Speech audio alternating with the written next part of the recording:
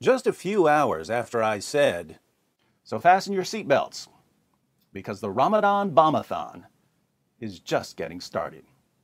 A suicide bomber in Afghanistan killed scores of people and injured hundreds more. Reuters reports.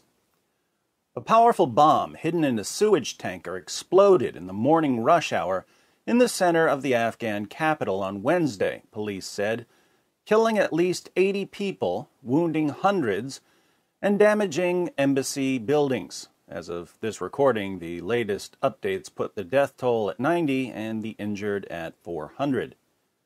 The victims appeared mainly to have been Afghan civilians.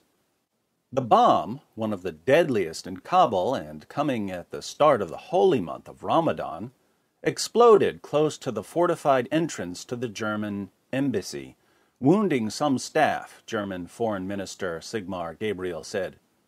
Pictures showed the embassy building with its windows ripped out. One Afghan security guard was killed, and others were likely among the dead, Gabriel said. A spokeswoman for the German Foreign Ministry said the bomber's target was unknown. Such attacks do not change our resolve in continuing to support the Afghan government in the stabilization of the country, Gabriel said. Now, if you're a thoroughly uninformed Western Islamophile, the sort of person who's never read anything remotely resembling an authoritative Muslim source, but nevertheless fancies himself an expert on all things Islamic, you'll look at this story and think to yourself, blowing up civilians in a city full of Muslims? During Ramadan, no less? Surely this suicide bomber stands condemned by his prophet and his God. But if you're the kind of person who studies Islam's most trusted sources regularly, the reasons for these attacks jump out at you as soon as you start reading the reports. For instance, notice that the German foreign minister said, such attacks do not change our resolve in continuing to support the Afghan government in the stabilization of the country.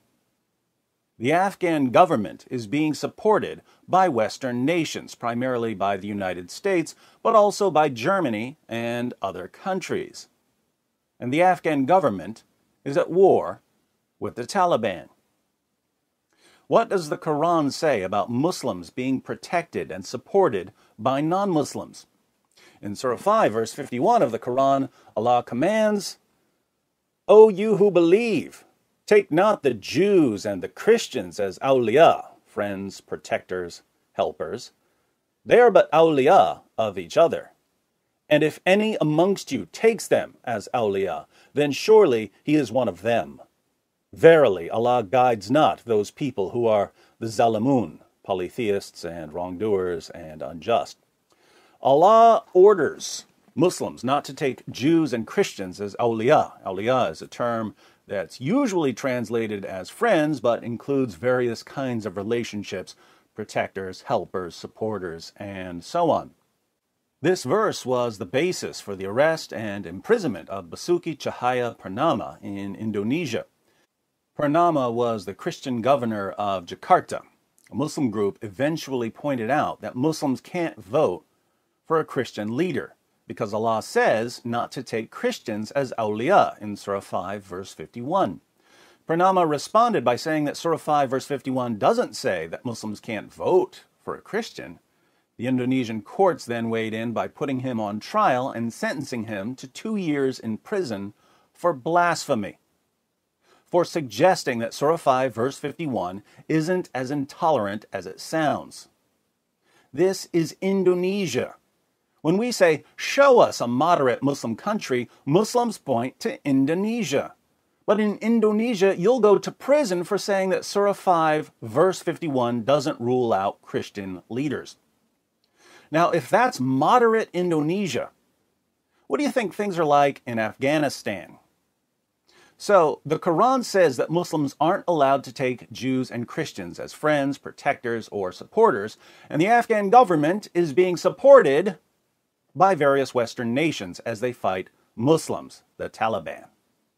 You'll recall that Allah says in Surah 5, verse 51, that if you disobey Him, that if you take Jews and Christians as awliya, you're not a Muslim.